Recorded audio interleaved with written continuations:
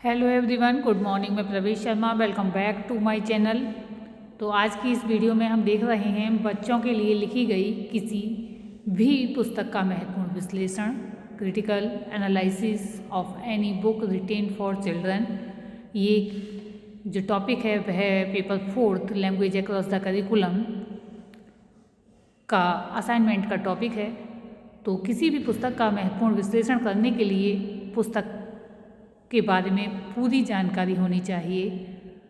एक तरह से पुस्तक को पूरी तरह से अध्ययन कर लेना चाहिए, उसको पढ़ लेना चाहिए तथा उसकी आकृति आदि को अच्छी प्रकार से देख लेना चाहिए। तो आइए अब हम देखेंगे महत्वपूर्ण विश्लेषण करते समय सबसे पहले पुस्तक का अर्थ, परिभाषा इत्यादि। उसके बाद हम किस तरह से मूल्यांकन करते हैं, उसके मापदंड क्या होने चाहिए, उसके विषय में हम प्रकाश डालेंगे। साथ ही साथ हम देखेंगे कि रेटिंग स्केल किस तरह से तैयार की जाती है तथा प्रश्नावली किस तरह से तैयार की जाती है, क्योंकि उसी के आधार पर हम जो है पाठ्य पुस्तक का ठीक प्रकार से मूल्यांकन कर सकते हैं। साथ ही साथ हम देखेंगे कि इस पाठ्य पुस्तक में उसका आवरण कैसा है, प्रिंट कैसा है, कौन प्रकाशक है इत्यादि। विषय सूची में कौन कौन से प्रकरण दिए गए हैं। फिर साथ ही साथ हम इसमें जो भी कमियां इत्यादि हैं उसके बारे में सुझाव देंगे। लेकिन उससे पहले हम देख लेंगे पाठ्यपुस्तक की विशेषताएं अथवा गुण तथा दोष, और उसके बाद सुझाव देने के बाद हम निष्कर्ष निकालेंगे।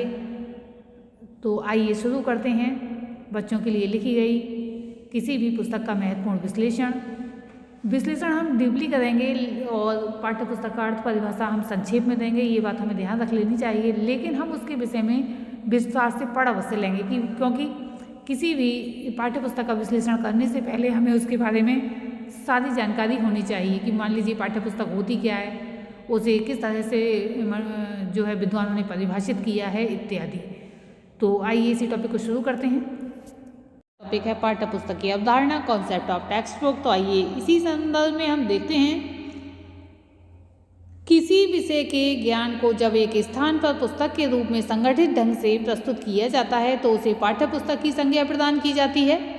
पाठ्य पुस्तक के अर्थ को स्पष्ट करने के लिए कुछ विद्वानों के कथनों को प्रस्तुत करना यहाँ पर समीचीन प्रतीत होता है। सबसे पहले यहाँ हम देखेंगे हैदुल्लिकर महोदय की डेफिनेशन। उन्होंने लिखा है, पाठ्य पुस्तक ज्ञान, आदतों, भावनाओं, क्रियाओं तथा प्रवृत्तियों का संपूर्ण योग है। हाल क्वेस्ट लिखते हैं, पाठ्य पुस्तक शिक्षण अभिप्रायों के लिए व्यवस्थित प्रजातीय चिंतन का एक अभिलेख है। लैंज महोदय लिखते हैं, ये अध्ययन क्षेत्र की किसी शाखा की एक प्रमाणित पुस्तक होती है। इसी संदर्भ में डगलस महोदय अपनी परिभाषा देते हैं, अध्यापकों के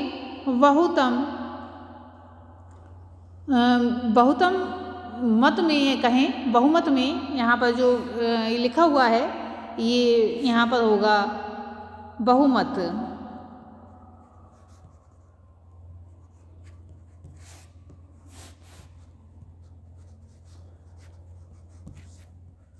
तो यहाँ पर बहुमत में यानी कि जिनके मत अधिक हैं, बहुमत में अंतिम विश्लेषण के आधार पर पाठ्य पुस्तक को वे क्या और किस प्रकार पढ़ाएंगे आधारशिला माना है। नेक्स्ट डेफिनेशन हम लिख रहे हैं, बेकन महोदय की। पाठ्य पुस्तक कक्षा प्रयोग के लिए विशेषज्ञों द्वारा सावधानी से तैयार की जाती हैं। ये शिक्षण युक्तियों से भी सुसज्जित होती हैं। अब हम देखेंगे पाठ्य पुस्तकों की ऐतिहासिक पृष्ठभूमि, historical background of text books. मानव सभ्यता के प्रारंभ में ज्ञान मौखिक रूप से दिया जाता था। लिखने की कला का विकास लगभग 6000 वर्ष पूर्व ही हुआ। इससे पहले ज्ञान को कंठस्थ करने की ही व्यवस्था थी। वैदिक काल में भी वेदों के श्लोकों को गुरु द्वारा शिष्यों को कंठस्थ कराया जाता था। पाठ्यक्रम को ध्यान में रखकर पाठ्य पुस्तकों के विकास का इतिहास 16वीं शताब्दी से प्रारंभ होता है। सर्वप्रथम कमेनियस 1592 से 1670 ने भाषा शिक्षण की पाठ्य पुस्तक लिखी थी। इसके बाद पाठ्य पुस्तकों यानी जो टेक्स्ट बुक्स हैं के महत्व को देखते हुए इसका प्रचलन बढ़ता गया तथा एक ही विषय अनेक शिक्षा विधियों एवं विषय विशेषज्ञों द्वारा पाठ्य पुस्तकें लिखी जाने लगी। यानी कि एक विषय की ही अनेकों विद्वानों द्वारा जो है टेक्स्ट बुक्स लिखी जाने लगी। 19वीं शताब्दी में फ्लोबेल, टीवी तथा महात्मा गांधी ने पुस्तकीय ज्ञान का विरोध किया तथा अनुभव केंद्रित एवं क्रिया प्रधान शिक्षा पर बल दिया। परिणाम स्वरूप पाठ्यपुस्तकों के महत्व को कम समझा जाने लगा, किंतु तथ्यों, सिद्धांतों आदि की बोधगम्यता की दृष्टि से इनकी पूर्ण उपेक्षा नहीं की जा सकी, क्योंकि जो सिद्धांत और तथ्य रहते हैं वे केवल व्यवहारिकता में नहीं होते, वे लिपिबद्ध होना चाहिए, जैसे कि वैसे ही वैसे प्रयोग किए जाएं। कुछ शिक्षा शास्त्रियों ने पुस्तक विहीन शिक्षण के भी प्रयोग किए, किंतु वह भी इसी निष्कर्ष पर पहुंचे कि पाठ्यपुस्तकों का अंत नहीं हो सकता है। अब ये सिद्ध हो चुका है कि पाठ्यपुस्तकों के अभाव में शिक्षण प्रक्रिया संभव नहीं है। शैक्षिक तकनीकी के विकास से पाठ्यपुस्तकों के लिखने के ढंग में भी परिवर्तन हुए हैं, यानी कि जो ढंग है वे भी परिवर्तित हुए हैं। कुछ देशों में अभिक्रमित सामग्री के रूप में निर्मित पाठ्यपुस्तकों के द्वारा अनुदेशन प्रदान किया जाने लगा है। इसके द्वारा छात्र कठिन प्रत्ययों को भी स्वाध्याय द्वारा ही बोधगम्य कर सकते हैं। हमारे देश में राष्ट्रीय शैक्षिक अनुसंधान एवं प्रशिक्षण परिषद यानी कि NCERT नई दिल्ली द्वारा भी इस क्षेत्र में कार्य किया जा रहा है। इस प्रकार परंपरागत पाठ्यपुस्तकों के साथ साथ इनके कई तरह के नवीन रूप भी प्रस्तुत किए गए हैं। अब हम देखेंगे पाठ्यपुस्तकों के आधार, बेसिस ऑफ टेक्स्ट बुक। क्योंकि बालक की शिक्षा व्यवस्था समाज के द्वारा ही होती है, अतः पाठ्यक्रम का समाज एवं व्यक्ति की प्रकृति से संबंधित होना स्वाभाविक है।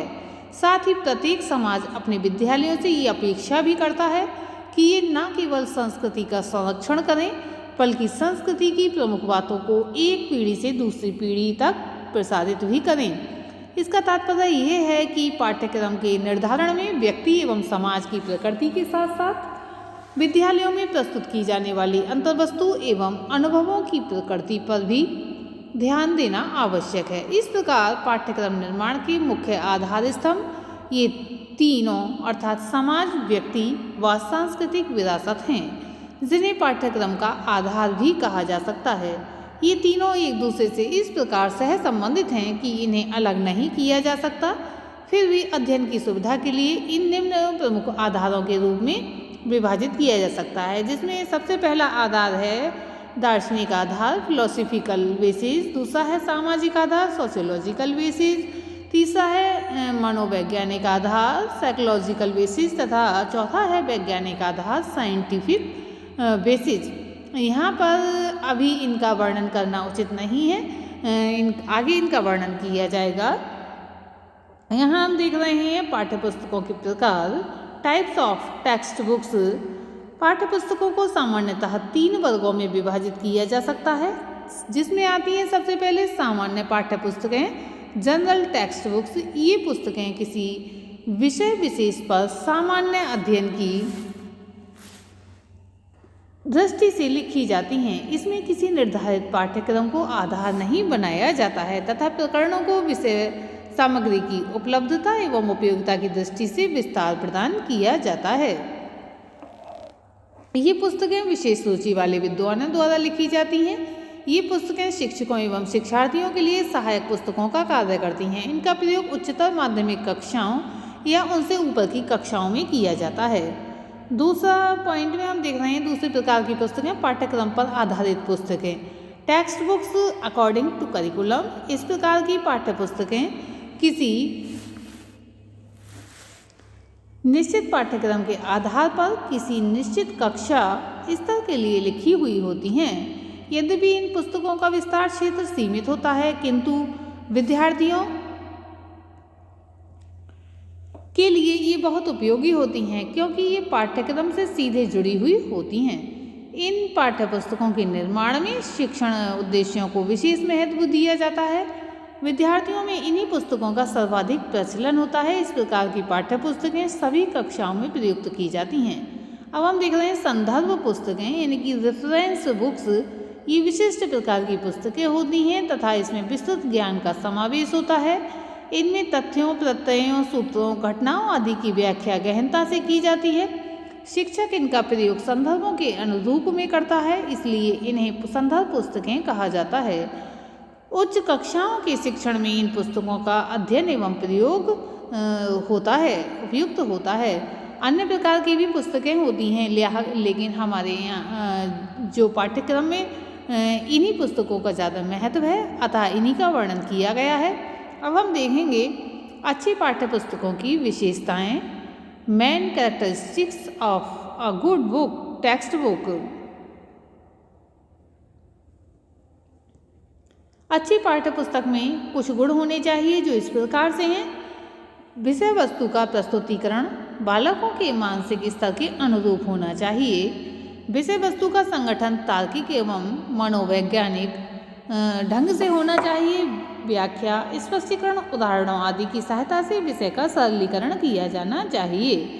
भाषा शैली में सरलता, स्पष्टता, मौलिकता एवं प्रभावशीलता होनी चाहिए। विद्यार्थियों में स्वयं पढ़ने की रुचि विकसित कर सकने की क्षमता होनी चाहिए। अन्य लेखकों, विद्वानों, संदर्भ स्पष्ट, विश्वसनीय एवं वैध होने चाहिए। मुख्य पृष्ठ सचित्र, आकर्षक एवं स्वदेशी हों, क्योंकि अगर ऊपरी पृष्ठ जो मुख्य पृष्ठ है, आवरण पृष्ठ, वही आकर्षक नहीं होगा तो बालक उसकी तरफ आकर्षित कदाचित न होंगे। मुद्रण स्वच्छ, शुद्ध एवं स्पष्ट होना चाहिए। आकार सुविधाजनक होना चाहिए। अध्यायों के आकार बालकों के स्तर एवं क्षमताओं के अनुरूप होने चाहिए। विषय वस्तु का प्रस्तुतिकरण शिक्षण उद्देश्यों एवं मूल्यों के अनुरूप होना चाहिए। विषय वस्तु से संबंधित आधुनिकतम घटनाओं, तथ्यों एवं समस्याओं पर बल देना चाहिए। अब हम देखेंगे पाठ्य पुस्तकों की आवश्यकता एवं महत्व। Need and importance of text books. पाठ्य पुस्तक के महत्व को स्पष्ट करते हुए क्रॉनबैक ने लिखा है कि अमेरिका में आज के शैक्षिक चित्र का केंद्र बिंदु जो है पाठ्य पुस्तक है। इसका विद्यालय में महत्वपूर्ण स्थान है। इसका अतीत में भी अधिक महत्व था तथा आज भी है। इसको जन सामान्य की भी लोकप्रियता प्राप्त होती है, क्योंकि पाठ्य पुस्तक विद्यालय या कक्षा में छात्रों तथा शिक्षकों के लिए विशेष रूप से तैयार की जाती हैं, जो किसी एक विषय या संबंधित विषयों की पाठ्य वस्तु का प्रस्तुतिकरण करती हैं। पाठ्य पुस्तक की आवश्यकता एवं महत्व को निम्नांकित कारणों से स्वीकार किया जाता है। यहाँ पर हम देख रहे हैं, जिसमें पहला बिंदु आता है पाठ्य पुस्तक में निर्धारित पाठ्यक्रम के अनुसार विषय का संगठित ज्ञान एक स्थान पर मिल जाता है। पाठ्य पुस्तकें शिक्षकों एवं छात्रों के लिए मार्गदर्शक का कार्य करती हैं। पाठ्य पुस्तकों के द्वारा छात्रों एवं शिक्षकों को ये जानकारी मिलती है कि किसी कक्षा स्तर के लिए कितनी पाठ्य पुस्तकों का अध्ययन अध्यापन करना है। इनके द्वारा छात्रों एवं शिक्षकों के समय की बचत होती है। छात्रों का मानसिक स्तर इतना ऊंचा नहीं होता कि वे विद्यालय में पढ़ाई गई विषय वस्तु की एक ही बार में आत्मसात यानी कि विषय वस्तु को आत्मसात कर सकें। उन्हें विषय वस्तु को कई बार पढ़ना और दोहराना पड़ता है, अतः पाठ्य पुस्तकों की आवश्यकता होती है। योग्य शिक्षकों का ज्ञान भी अव्यवस्थित होता है, अतः उसे व्यवस्थित करने में पाठ्य पुस्तक सहायक होती हैं। इसी प्रकार छात्रों के अपूर्ण ज्ञान को परिवर्तित एवं पूर्णता प्रदान करने के लिए भी ये सहायक होती हैं। पाठ्य पुस्तकों के माध्यम से स्वाध्याय द्वारा प्राप्त ज्ञान प्राप्त करने में छात्रों को प्रेरणा प्राप्त होती है। पाठ्य पुस्तक के आधार पर कक्षा कार्य तथा मूल्यांकन भी संभव होता है। पाठ्य पुस्तक के आधार पर प्रत्येक राज्य में प्रत्येक कक्षा में एक निश्चित पाठ्य वस्तु का अध्यापन संभव होता है तथा इससे छात्रों का मूल्यांकन सामूहिक रूप से किया जा सकता है। पाठ्य पुस्तकें छात्रों को विषय वस्तु को संकलित करने में सहायता प्रदान करती हैं। इनके माध्यम से छात्रों की स्मरण एवं तर्क शक्ति का विकास होता है। पाठ्य पुस्तकें मंदबुद्धि तथा प्रतिभाशाली दोनों प्रकार के बालकों के लिए उपयोगी होती हैं। ये परीक्षा के समय में छात्रों के लिए सहायक होती हैं। पाठ्य पुस्तकें शिक्षक को कक्षा स्तर के अनुसार शिक्षण करने का बोध कराती हैं। पाठ्य पुस्तकों में विषय वस्तु को तार्किक ढंग से प्रस्तुत किया जाता है। इसमें छात्रों के लिए विषय वस्तु सरल एवं सुगम हो जाती है। पाठ्य पुस्तक कक्षा शिक्षण की अनेक कमियों को भी दूर करती है। कक्षा शिक्षण के समय शिक्षक सभी छात्रों पर व्यवस्थित रूप से ध्यान नहीं दे पाता है, अतः पाठ्य पुस्तकों की सहायता से छात्र व्यक्तिगत रुचि एवं गति के साथ अध्ययन कर सकते हैं। पाठ्य पुस्तकें शिक्षकों तथा छात्रों को विद्वानों के बहुमूल्य विचारों एवं उपयोगी अनुभवों को प्रदान करती हैं, जिनसे वे इन अनुभवों का लाभ उठाने में समर्थ हो सकते हैं। पाठ्य पुस्तकों से अध्ययन अध्यापन में एक रूपता आती है। पाठ्य पुस्तकों में विषय के पाठ्यक्रम को संपूर्ण रूप में व्याख्या की जाती है, जिससे शिक्षक उपक्रम, अधिगम, अनुभव आदि प्रदान कर सकता है। पाठ्य पुस्तकों के चयन हेतु मानदंड, criteria, of selection of text books. किसी पुस्तक का चयन करते समय अनेक बातों का ध्यान रखना होता है। सामान्यतया पुस्तक का नाम, लेखक का नाम, बाहरी आकृति एवं मूल्य प्रथम दृष्टि में लोगों का ध्यान आकृष्ट करते हैं। ये सभी पुस्तक के चयन के आधार आवश्यक हैं। इनके अतिरिक्त पाठ्य पुस्तकों के चयन में अन्य कई महत्वपूर्ण पक्षों पर विशेष ध्यान देने की आवश्यकता होती है। अतः पाठ्य पुस्तकों के चयन में कुछ मानदंड इस प्रकार से हैं, यहाँ देख रहे हैं हम, निम्नलिखित मानदंडों का अनुसरण किया जाना चाहिए। सबसे पहला बिंदु है इसके अंतर्गत पाठ्य पुस्तकों का नाम, इसकी उपयुक्तता एवं ग्राह्यता, लेखक की योग्यता, अनुभव एवं प्रसिद्धि, उसके विचारों में स्पष्टवादिता, निष्पक्षता एवं मौलिकता, उसकी विषय विशेषज्ञता, मनोविज्ञान का ज्ञान, शिक्षण विधियों का ज्ञान एवं प्रगतिशील विचारधारा आदि। विषय सूची पाठ्यक्रम के अनुसार उसका महत्व एवं क्षेत्र और उसकी ग्राह्यता। अंतर्वस्तु का चयन एवं संगठन, इसके अंतर्गत कौन कौन से बिंदु लिए जा सकते हैं, तो यहाँ देख रहे हैं निम्नांकित बिंदुओं को ध्यान में देने की आवश्यकता होती है। पाठ्यक्रम के उद्देश्यों के अनुरूप अंतर्वस्तु का चयन, छात्रों की रुचि, योग्यता, मानसिक स्तर, संवेगात्मक स्तर एवं प्रवृत्तियों से अंतर्वस्तु की अनुकूलता। अंतर्वस्तु की सामाजिक उपयुक्तता, सामाजिक एवं आर्थिक विकास तथा नागरिकों में नव जागरण कर सकने की क्षमता। अंतर्वस्तु के संगठन की मनोवैज्ञानिकता, अध्यायों का क्रम बालकों के मानसिक विकास के अनुसार या मानसिक विकास के क्रम के अनुसार। अंतर्वस्तु के संगठन की शिक्षण विधियों से अनुकूलता। अंतर्वस्तु के चयन में प्रजातांत्रिक आदर्शों एवं मूल्यों का ध्यान। फिर प्रस्तुतिकरण के अंतर्गत देखेंगे कौन कौन से गुण होने चाहिए। इसमें हम कह सकते हैं कि छात्रों में स्वतः अध्ययन करने की आदत विकसित करने की क्षमता होनी चाहिए, छात्रों में विषय के प्रति रुचि विकसित कर सकने की क्षमता होनी चाहिए, अन्य विषयों से अच्छा सहसंबंध होना चाहिए, शिक्षण विधियों के अनुकूल होनी चाहिए, शिक्षण सूत्रों के अनुरूप होनी चाहिए, सीखने के नियमों एवं सिद्धांतों का अनुसरण किया जाना चाहिए, निर्देशित अध्ययन के अवसर प्रदान करने की क्षमता होनी चाहिए, संभावना होनी चाहिए, छात्रों के मानसिक एवं संवेगात्मक स्तर के अनुकूल होनी चाहिए, व्यक्तिगत भिन्नता की आवश्यकताओं की पूर्ति की संभावना इस पाठ्यपुस्तक में होनी चाहिए, बालकों के मानसिक विकास में सहायक होनी चाहिए और सरल भाषा शैली होनी चाहिए। उदाहरण एवं चित्र आदि के अंतर्गत हम कह सकते हैं कि शाब्दिक एवं प्रदर्शनकारी उदाहरण होने चाहिए, यानी कि जो उदाहरण हैं वो हम किसी वस्तु, मॉडल या चित्र के माध्यम से प्रदर्शित भी कर सकें। तालिकाओं, ग्राफ, रेखाचित्र, मानचित्र आदि की स्पष्टता, आकर्षकता एवं शुद्धता होनी चाहिए। आंकड़ों, उद्धरणों एवं संदर्भों की पर्याप्त संख्या होनी चाहिए, उसकी विश्वसनीयता एवं वैधता भी होनी चाहिए। शैक्षिक सहायक साधन, अभ्यासार्थ प्रश्न, उपयुक्त निर्देश, प्रस्तावना, परिशिष्ट आदि की यथार्थता एवं उपयुक्तता और सहायक पुस्तकों की सूची आदि का समुचित समावेश होना चाहिए। पाठ्य पुस्तकों की बाहरी आकृति के संबंध में हम कह सकते हैं पाठ्य पुस्तकों के चयन के समय पुस्तक के आकार, पृष्ठ संख्या, कागज, मुद्रण, जल्दसाजी, आवरण, पृष्ठ की आकर्षकता आदि तथ्यों पर भी ध्यान देना चाहिए। प्रकाशन के अंतर्गत हम कह सकते हैं पुस्तक के प्रकाशन की विश्वसनीयता एवं प्रसिद्धि, प्रकाशन की तिथि, मूल्य, पुस्तक का मूल्य जनसामान्य को ध्यान में रखकर निर्धारित किया जाना चाहिए, यथासंभव जो है न्यूनतम होना चाहिए। अब हम देखेंगे पाठ्य पुस्तकों का मूल्यांकन, इवैल्यूएशन ऑफ टेक्स्ट बुक्स।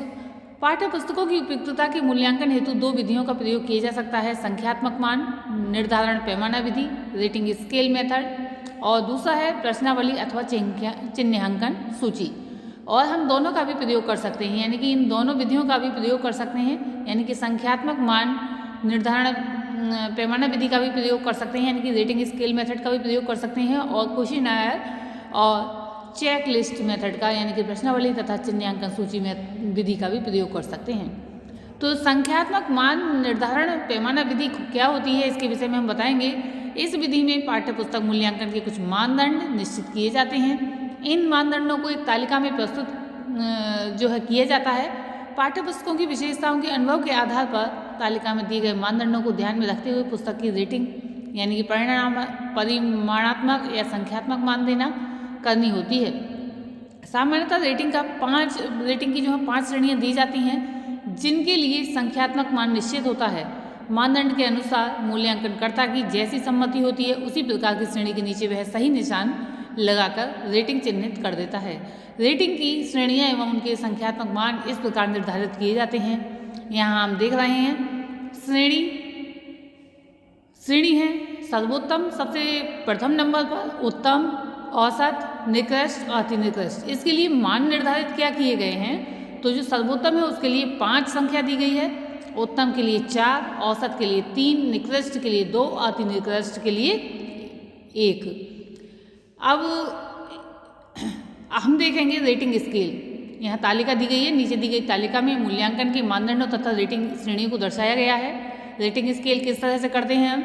पाठ्य पुस्तक के मूल्यांकन हेतु मानदंड, इसमें जो पहले बताया गया है यहाँ पर जो संख्यात्मक मान निर्धारित किए गए हैं वह भी हैं और श्रेणियाँ भी हैं, और फिर जो है बिंदु दिए गए हैं उसके अनुसार ही पुस्तक को देखकर जब हम पाठ्य पुस्तक का विश्लेषण कर रहे हैं, मूल्यांकन कर रहे हैं, तो हमें खुद अपने अनुसार हमें कैसा लगता है पाठ्य पुस्तक में, तो पुस्तक की बाहरी आकृति एवं तकनीकी तत्व, आवरण, पृष्ठ, जिल्द, कागज, मुद्रण, आकार, हमें जैसा लग रहा है सर्वोत्तम लग रहा है तो 5 नंबर देंगे, और उसके बाद अगर उत्तम लग रहा है तो 4 देंगे, औसत लग रहा है तो 3, और निकृष्ट लग रहा है तो 2, और अति निकृष्ट लग रहा है तो 1 संख्या जो है पर टिक करेंगे, यानी कि उसमें राइट का निशान लगाना है।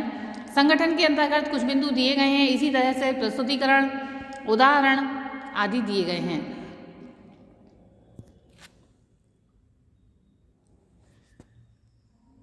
उसके बाद हम देख रहे हैं गुणात्मकता,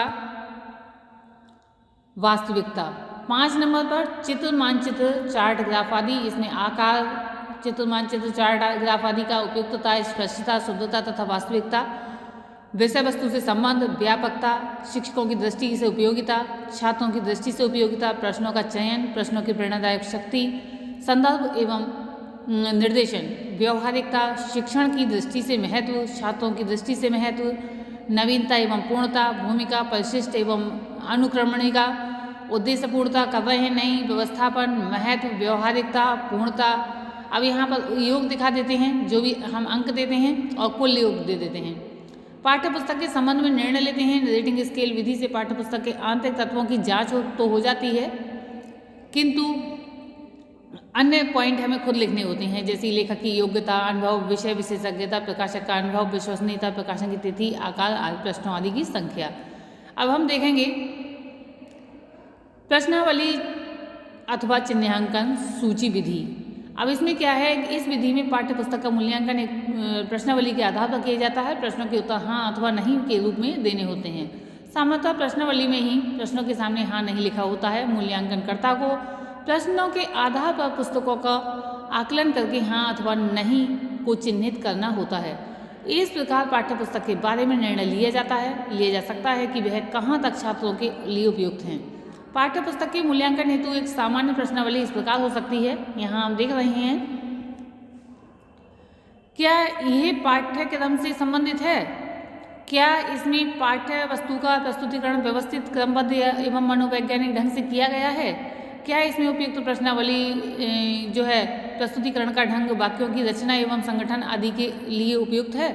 क्या इसमें अंतर्वस्तु का चयन शैक्षिक उद्देश्यों के अनुरूप किया गया है? क्या इसकी अंतर्वस्तु छात्रों में विषय के प्रति रुचि विकसित करने अथवा स्वतः अध्ययन करने के लिए प्रेरित करने में सफल सिद्ध हो सकती है? क्या इसकी विषय वस्तु छात्रों के समस्या समाधान की कुशलता का विकास करने में समर्थ है? क्या इसमें उपयुक्त या फिर कहीं क्या इसमें प्रयुक्त चित्र, मानचित्र, रेखा चित्र, तालिकाएं, ग्राफ एवं आंकड़े आदि स्पष्ट एवं आधुनिकतम एवं अर्थपूर्ण हैं? क्या अध्याय के अंत में सारांश, अभ्यासार्थ, प्रश्न एवं उपयुक्त निर्देश आदि दिए गए हैं? क्या पुस्तक के प्रारंभ में भूमिका, विषय सूची तथा अंत में सहायक ग्रंथों की सूची दी गई है? क्या इसका अध्ययन छात्रों का सामाजिक आर्थिक विकास करने एवं आदर्श नागरिकता का विकास करने में सहायक हो सकता है? क्या इसमें विवादास्पद प्रश्नों की निष्पक्ष एवं वस्तुपरक ढंग से विवेचना की गई है? क्या पुस्तक का लेखक विषय का विद्वान, अनुभवी एवं प्रशिक्षित है? क्या पुस्तक का मूल्य सामान्य छात्रों की आर्थिक स्थिति के अनुरूप रखा गया है? तो इस प्रकार से जो बिंदु होते हैं हाँ नहीं में उत्तर देने होते हैं। अभी मैं ये जो भी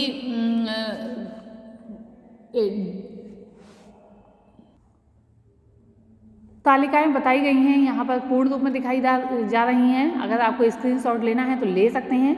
यहाँ रेटिंग स्केल की जो है तालिका प्रस्तुत की गई है और इसका प्रारूप आप ले सकते हैं। दूसरी तालिका इसी का पार्ट है रेटिंग स्केल का, तथा ये जो तालिका है यहाँ पर देख रहे हैं पाठ्य पुस्तक के मूल्यांकन संबंधी प्रश्नावली से संबंधित तालिका है। तो इनका स्क्रीनशॉट लेकर आप जो है इसका प्रिंट आउट लगाकर अपने असाइनमेंट आदि में लगा सकते हैं। अब हम देखेंगे कक्षा 7 की हिंदी की पाठ्य पुस्तक का महत्वपूर्ण विश्लेषण, critical analysis of class 7th Hindi text book.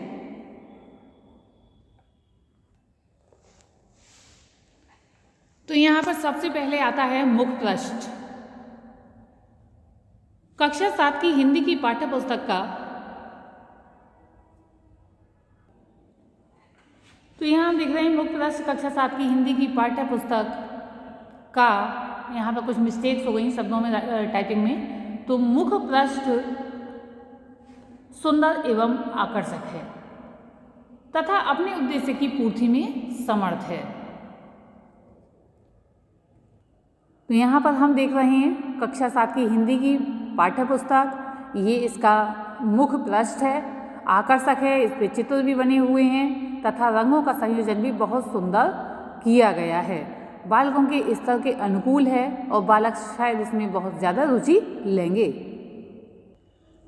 Next बिंदु हम देख रहे हैं विषय सूची। विषय सूची को वर्ष के महीनों में विभाजित कर दिया गया है जो बहुत ही सुविधाजनक है। यहाँ पर हम विषय सूची की जो पैटर्न है वह देख रहे हैं।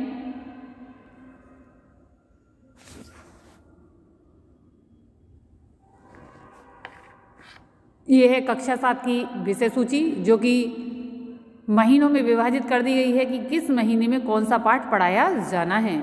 इसमें जो पाठ हैं वह हैं जागो जीवन के प्रभात, राजधर्म, वीरों का कैसा हो बसंत, बहता पानी निर्मला, फिर ग्रीष्मावकाश आ जाता है। इसके अंतर्गत है निज भाषा उन्नति, शाप मुक्ति, बाल लीला, वंदना, स्कूल मुझे अच्छा लगा, मेघ बजे फूले कदम, नैनीताल भ्रमणम।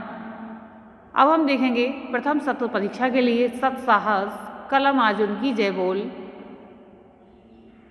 काक्ष गालियो कथा, प्रहेलिका, स्वतंत्र भारत के,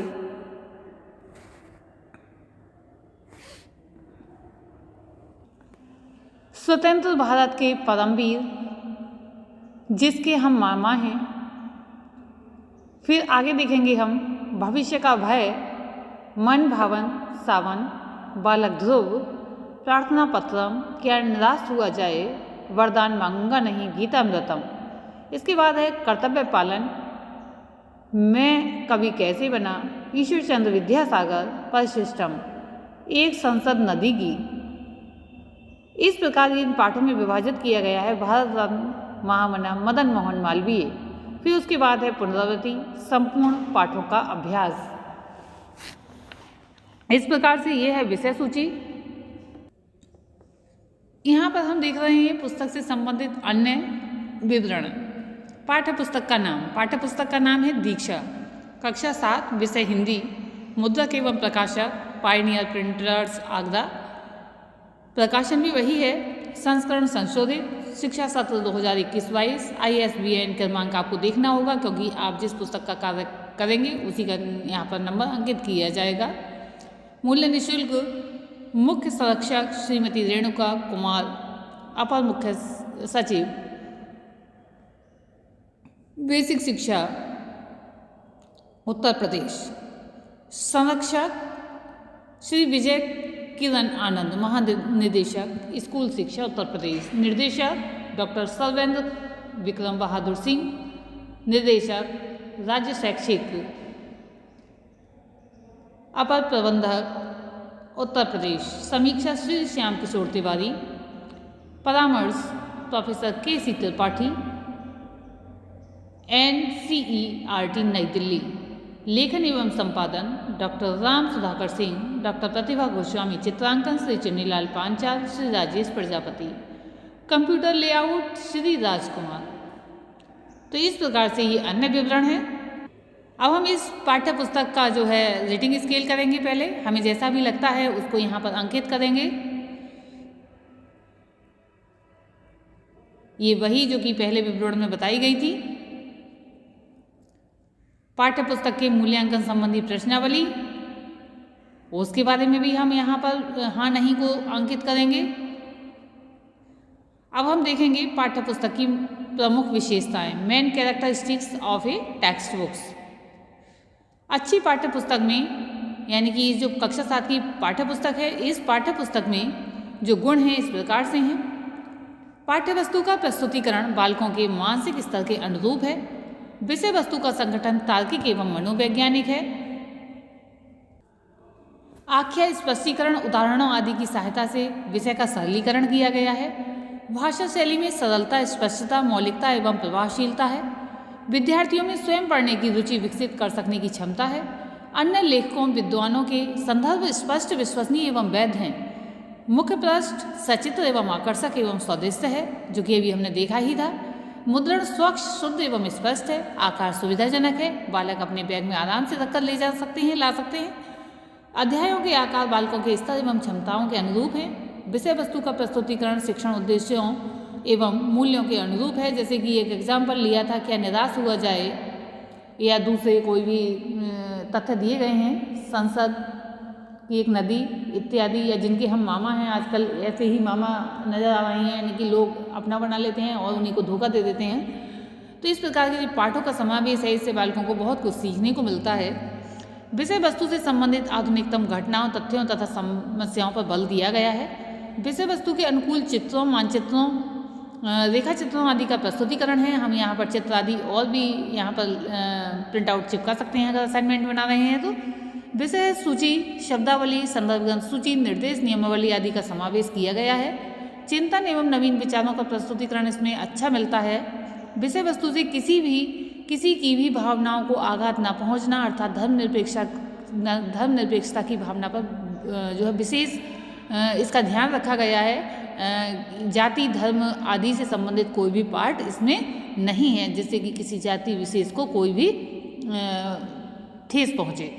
अध्याय के अंत में विद्यार्थियों द्वारा स्वतः मूल्यांकन हेतु अभ्यास प्रश्नों का समावेश किया गया है। अब हम देखेंगे डिमेरिट्स, यानी कि दोष। आवरण प्रश्नों को और अधिक मजबूत बनाने की आवश्यकता है। छोटी कक्षाओं के छात्र छात्राएं सामान्य आवरण पृष्ठ को जल्दी ही बेकार कर देते हैं और क्षतिग्रस्त पुस्तकों को पढ़ने में रुचि नहीं लेते। कहने का तात्पर्य ये, उन्हें जो कविता, कहानी आदि अच्छी लगती है तो बार बार पढ़ते हैं। कभी कभी आपस में बच्चे एक दूसरे की किताब को ले लेते हैं और जो है किताब के पीछे झगड़ा भी करने लगते हैं। ऐसे में जो है वो हल्का जो कवर होता है उसका वो फटने की संभावना बहुत जल्दी हो जाती है और आगे के पेज स्वतः ही हल्के होने की वजह से फटने लगते हैं। तो इसमें मजबूती देने की थोड़ी सी आवश्यकता है। अभ्यास के अंतर्गत क्रियाओं को विशेष स्थान मिलना चाहिए, क्योंकि जब क्रिया करके किसी भी बात को बालक सीखते हैं, यहाँ पर थोड़ा सा मिसप्रिंट है, यहाँ पर आएगा सीखते हैं।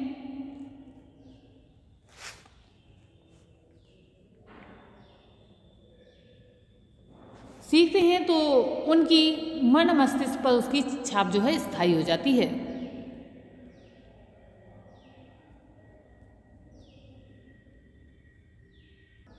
अब हम देखेंगे अच्छी पाठ्य पुस्तकों के निर्माण हेतु कुछ महत्वपूर्ण सुझाव। सब important suggestions for preparation of good text books. शिक्षा व्यवस्था में पाठ्य पुस्तकों के महत्व को देखते हुए अनेक संस्थाओं ने अच्छी पाठ्य पुस्तकों के निर्माण एवं सुधार कार्यक्रम अपनाए हैं। इन कार्यक्रमों में पाठ्य पुस्तकों के निर्माण के मूलभूत सिद्धांतों, मनोवैज्ञानिक सिद्धांतों, अधिगम के नियमों, शिक्षण विधियों एवं शिक्षण सूत्रों आदि को ध्यान में रखकर विभिन्न विषयों को पाठ्य पुस्तकों की रचना पर बल दिया गया है। हमारे देश में राष्ट्रीय शैक्षिक अनुसंधान एवं प्रशिक्षण परिषद NCERT द्वारा इस दिशा में महत्वपूर्ण प्रयास किए गए हैं। अच्छी पाठ्य पुस्तकों के निर्माण हेतु कुछ महत्वपूर्ण सुझाव इस प्रकार से हैं। पाठ्य पुस्तकों की रचना पाठ्यक्रम के उद्देश्यों के अनुरूप होनी चाहिए। पाठ्य पुस्तकों का राष्ट्रीयकरण होना चाहिए, जिससे अच्छी पाठ्य पुस्तकें प्रकाशित हो सकें। मौलिक रूप से रचना करने वाले लेखकों को ही पाठ्य पुस्तकों को लिखने का अधिकार हो। पाठ्यक्रमों में बहुत जल्दी जल्दी परिवर्तन नहीं किया जाना चाहिए, क्योंकि इससे अच्छी पाठ्य पुस्तकों की रचना नहीं हो पाती है। पाठ्य पुस्तकों की रचना में पूर्ण रूप से राष्ट्रीयता की छाप होनी चाहिए। पाठ्य पुस्तकों को मात्र परीक्षा की दृष्टि से ही न लिखा जाए, क्योंकि इससे पाठ्य वस्तु की रूपरेखा संकुचित हो जाती है तथा अनेक व्यवहारिक पक्षों की उपेक्षा की जाती है। उच्चतर माध्यमिक तथा उच्च शिक्षा के स्तर पर एक पाठ्य पुस्तक के स्थान पर अच्छे स्तर की कई पुस्तकों का निर्माण किया जाना चाहिए। योग्य एवं अनुभवी लेखकों को सरकार द्वारा पाठ्य पुस्तकों के निर्माण हेतु प्रोत्साहित किया जाए। पाठ्य पुस्तकों को जो है प्रकाशित करने से पूर्व उसकी पांडुलिपि का अध्ययन विषय विशेषज्ञों की एक समिति द्वारा कराया जाना चाहिए। पाठ्य पुस्तकों में सुधार हेतु राष्ट्रीय स्तर पर एक पाठ्य पुस्तक की समिति का गठन किया जाए, जो समय समय पर उसमें गुणात्मक सुधार हेतु लेखकों एवं प्रकाशकों को उपयुक्त परामर्श देती रहे।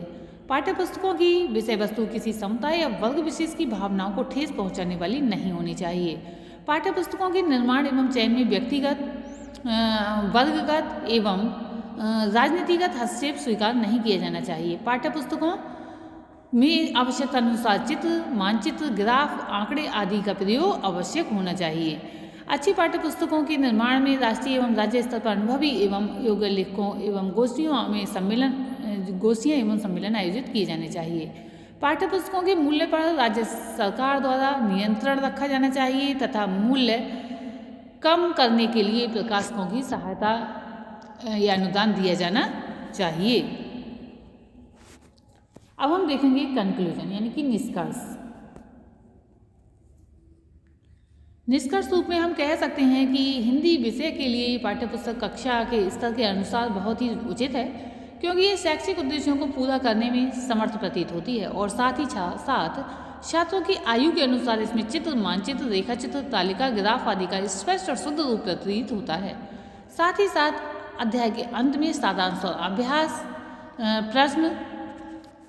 अभ्यास प्रश्न एवं उपयुक्त निर्देश आदि दिए गए हैं। अगर कुछ सामान्य सी कमियां भी हैं, उनको अगर दूर कर दिया जाएगा तो ये सर्वोत्तम पुस्तक कहलाएगी। साथ ही साथ ये निःशुल्क प्रदान की जाती है। इसमें जो छात्रों की आर्थिक स्थिति पर कोई प्रभाव नहीं पड़ता है। अतः हम कह सकते हैं कि हिंदी की पाठ्यपुस्तक छात्रों एवं शिक्षकों दोनों के लिए महत्वपूर्ण है। आज की इस वीडियो में इतना ही। धन्यवाद।